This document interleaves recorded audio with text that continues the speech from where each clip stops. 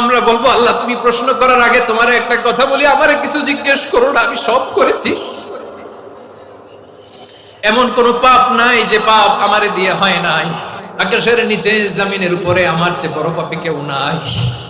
একটা একটা করে আল্লাহ স্বীকার করি আমি পাপী, সব পাপের স্বীকৃতি দিলাম। পৃথিবী না জানুক আমি তো জানি, আমি কি পাপ করেছি হায়। আমার পাপের করলে বিচার, বাঁচার আমার নাই উপায়। দয়াময় তুমি মাফ করো আমায়,